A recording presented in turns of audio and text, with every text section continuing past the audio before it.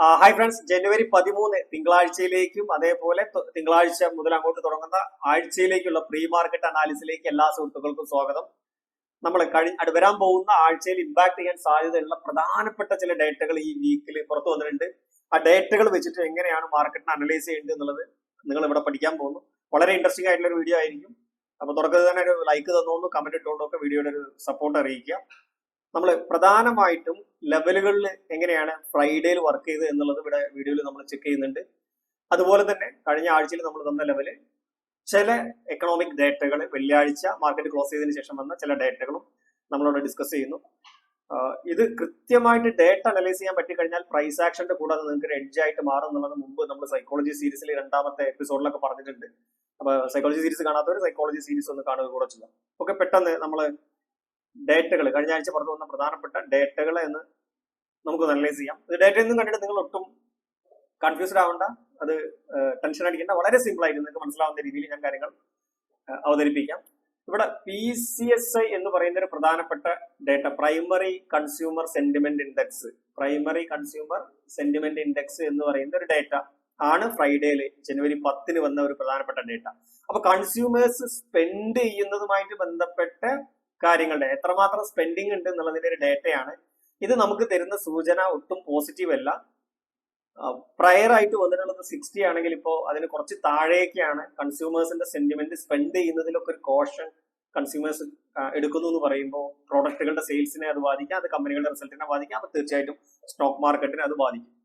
മറ്റൊരു പ്രധാനപ്പെട്ട രണ്ട് ഡേറ്റകൾ എന്ന് പറയുന്നത്, ഒന്ന് ഇൻഡസ്ട്രിയൽ ഔട്ട്പുട്ടും മാനുഫാക്ചറിങ് ഔട്ട്പുട്ടും പുറത്തു വന്നിട്ടുണ്ട്. അപ്പൊ ഇത് കാണുമ്പോൾ ഒറ്റയടിക്ക് ഇതിന്റെ ഒരു ഗ്രോത്ത് കാണുമ്പോൾ നമുക്കത് വളരെ പോസിറ്റീവായിട്ട് ഫീൽ ചെയ്യുന്നുണ്ട്. മുമ്പത് 3.7 ആയിരുന്നു ഇൻഡസ്ട്രിയൽ ഔട്ട്പുട്ട് എങ്കിൽ അത് ആളുകൾ എക്സ്പെക്ട് ചെയ്ത് 4.1% ഇംപ്രൂവ്മെന്റ് ആണെങ്കിൽ 5.2% ഇംപ്രൂവ്മെന്റ് വന്നിട്ടുണ്ട്. എന്താണ് ഇൻഡസ്ട്രിയൽ ഔട്ട്പുട്ട് എന്ന് പറയുന്നത്? എൻറ്റയർ നമ്മുടെ എക്കണോമിയിലെ, നമ്മുടെ രാജ്യത്തെ ഇൻഡസ്ട്രിയൽ സെക്ടറുകൾ എത്രമാത്രം പ്രൊഡക്റ്റുകൾ ഉത്പാദിപ്പിച്ചിട്ടുണ്ട് എന്നുള്ളതുമായിട്ട് ബന്ധപ്പെട്ടിട്ടുള്ള ഒരു ഡേറ്റയാണത്.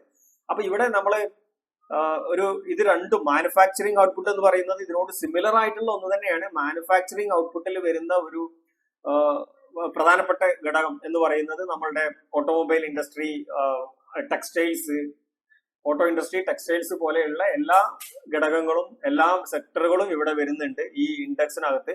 ഇൻഡസ്ട്രിയൽ ഔട്ട്പുട്ടിലേക്ക് വരുമ്പോൾ അതിന്റെ എല്ലാതിന്റെയും കൂടെ ഒരു ഓളാണ് ഇവിടെ മൈനിങ്ങും, അതുപോലെ തന്നെ മൈനിങ്ങിലുള്ള പ്രൊഡക്ഷൻ എത്രമാത്രം ഉണ്ടായിരുന്നു, അതുപോലെ യൂട്ടിലിറ്റീസ് എന്ന് പറയുമ്പോൾ നമുക്ക് വാട്ടർ, ഇലക്ട്രിസിറ്റി പോലെയുള്ള കാര്യങ്ങളും കൂടെ ക്ലബ് ചെയ്തുകൊണ്ട് എടുക്കുന്ന ഡേറ്റയാണ് ഇൻഡസ്ട്രിയൽ ഔട്ട്പുട്ട് എന്ന് പറയുന്നത്.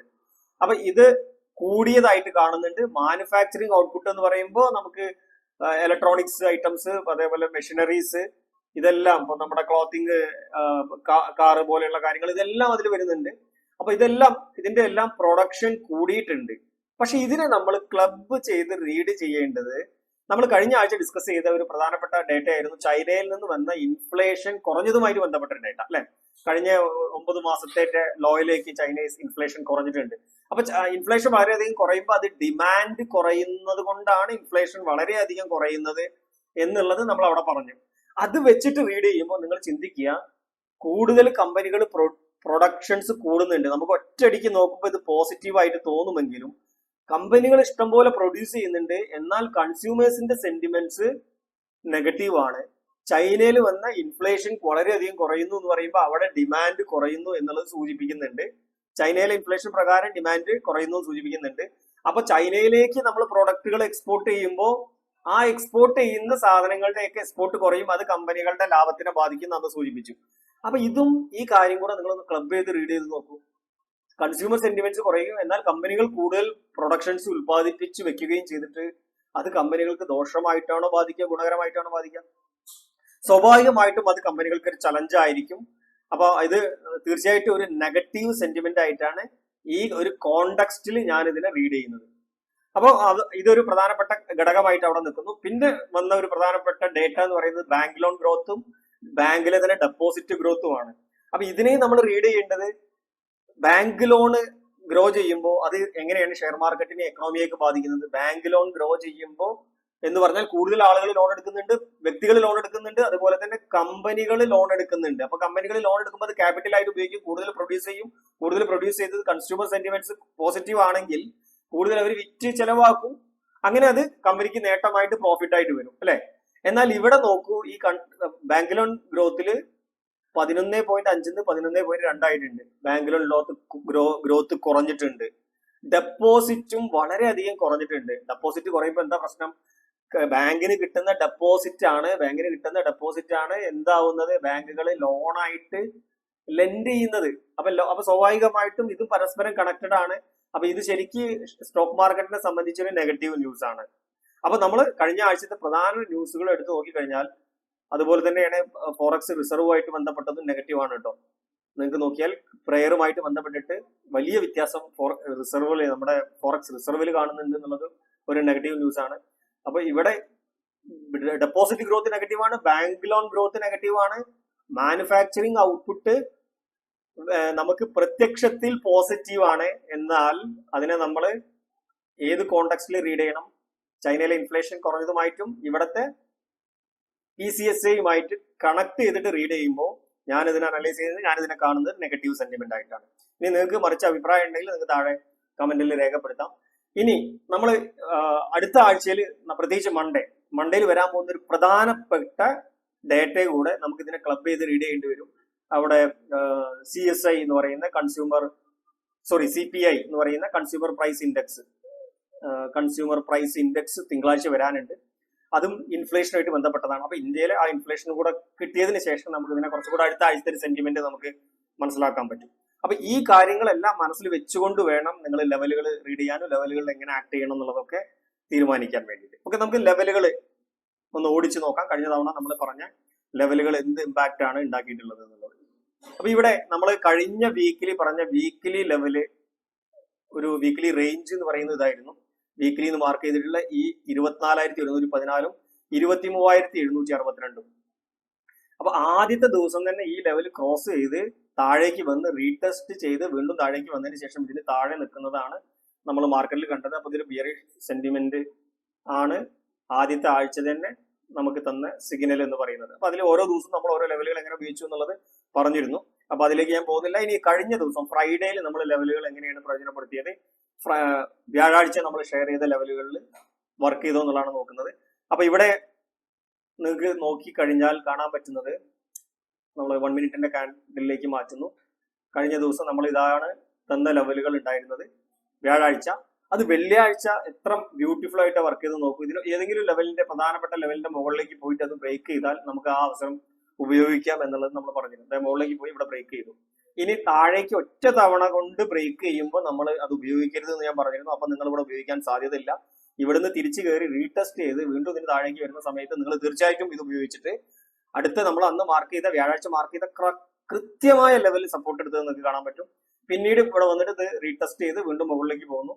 ഇവിടെ മുകളിലേക്ക് പോയിട്ട് ഈ ലെവലിന്റെ മുകളിലേക്ക് പോയി ഇതിന് താഴേക്ക് ആദ്യത്തെ തവണ വന്നപ്പോൾ ഇതിനെ ഈ ഒരു സമയത്തൊന്നും ഞാൻ മാർക്കറ്റിൽ വാച്ച് ചെയ്തിട്ടില്ല. എന്നാൽ ഇവിടെ പോയി ഇതിന് താഴേക്ക് വരുന്ന സമയത്ത് മാർക്കറ്റിനെ വാച്ച് ചെയ്യുന്നുണ്ട്. ആദ്യത്തെ തവണ താഴേക്ക് വെന്റായപ്പോൾ എൻട്രി എടുത്തില്ല. രണ്ടാമത്തെ തവണ എൻട്രി എടുക്കാൻ വേണ്ടി വെയിറ്റ് ചെയ്തെങ്കിലും ആ തവണയും എനിക്ക് അത് ട്രേഡ് മിസ്സാവുകയാണ് ചെയ്തത്. പക്ഷെ എന്റെ ഭാഗ്യവശാൽ ഞാൻ ഇവിടെ റീടെസ്റ്റ് ചെയ്യുന്ന സമയത്താണ് മാർക്കറ്റിൽ കാണാൻ പറ്റിയത്. അപ്പൊ ഇവിടുന്ന് ഈ ഒരു സമയം വളരെ കൃത്യമായിട്ട് ഇവിടെ റീടെസ്റ്റ് ചെയ്തപ്പോൾ ഓൾറെഡി 1-2 ടൈം ബ്രേക്ക് ചെയ്തു. 2 ടൈം ബ്രേക്ക് ചെയ്തിട്ട് ഇവിടുന്ന് റീടെസ്റ്റ് ചെയ്തപ്പോൾ ഇതിന്റെ തൊട്ട് മുകളിൽ നമ്മൾ ലൈറ്റ് ആയിട്ടൊരു ലെവൽ കൊടുത്തിരുന്നു. അവിടേക്ക് സ്റ്റോപ്പ് ലോസ് വെച്ചിട്ട് ഈ ലെവൽ വരെ ടാർഗറ്റ് ചെയ്തിട്ട് ട്രേഡ് എടുക്കാൻ പറ്റി. അപ്പൊ പ്രൈസ് ഇവിടെ വന്നു. ഇമ്മീഡിയറ്റ് ആയിട്ട് ബുക്ക് ചെയ്യാൻ പറ്റിയിട്ടില്ലെങ്കിൽ വീണ്ടും സ്റ്റോപ്പ് ലോസിന്റെ അടുത്തൊക്കെ വന്നിട്ടാണ് പോയിട്ടുള്ളത്. അപ്പൊ നിങ്ങൾ ഏതെങ്കിലും ലെവലുകൾ വെച്ചിട്ട് ഏതെങ്കിലും ട്രേഡിംഗ് ഓപ്പർച്യൂണിറ്റി പ്രയോജനപ്പെടുത്തിയിട്ടുണ്ടെങ്കിൽ അത് ഷെയർ ചെയ്യാം. അപ്പൊ ഇതാണ് കഴിഞ്ഞ ദിവസം. പിന്നീട് ഓരോ ലെവലുകളും ഉണ്ടാവും. ഇവിടുന്ന് ഇത് ബ്രേക്ക് ചെയ്തതിന് ശേഷം എന്ത് സംഭവിച്ചു എന്നുള്ളത് നോക്കാം. അപ്പോഴും ഈ തൊട്ട് താഴത്തെ ലെവലിലേക്ക് വന്നു. ഒരു നമ്മൾ അത്ര പ്രധാനപ്പെട്ടതല്ല എന്ന് പറഞ്ഞ ലെവലിനെ എങ്ങനെ പ്രൈസ് റെസ്പെക്ട് ചെയ്തു എന്നുള്ളത് നമുക്ക് കാണാം. ഓക്കെ, അപ്പൊ ഇത്രയും കാര്യങ്ങളാണ് നമ്മൾ കഴിഞ്ഞ ദിവസം കഴിഞ്ഞ ആഴ്ചയിലും കഴിഞ്ഞ ദിവസമായിട്ട് സംഭവിച്ച കാര്യങ്ങൾ അനലൈസ് ചെയ്യാനുള്ളത്. അടുത്ത ആഴ്ചയിലേക്ക് നമുക്ക് എന്ത് എക്സ്പെക്ട് ചെയ്യാം, പ്രധാനപ്പെട്ട ലെവലുകൾ എന്തൊക്കെയാന്നുള്ളത് കൂടെ നോക്കാം. വരും ദിവസങ്ങളിലേക്കുള്ള പ്രധാനപ്പെട്ട ലെവലുകൾ സ്ക്രീനിൽ കാണുന്ന ലെവലുകളൊക്കെയാണ്. അപ്പൊ ആവശ്യമുള്ളവരൊന്ന് സ്ക്രീൻഷോട്ട് എടുക്കുക. ഇപ്പോഴത്തെ നിലവിലുള്ള പ്രൈസ് ആക്ഷൻ വെച്ചിട്ടാണ് ഈ ലെവലുകളൊക്കെ ഐഡന്റിഫൈ ചെയ്തിട്ടുള്ളത്. വരും ദിവസങ്ങളിലെ പ്രൈസ് ആക്ഷൻ അനുസരിച്ച് ഇതിൽ മാറ്റം വരികയാണെങ്കിൽ അപ്ഡേറ്റ് ചെയ്യാം.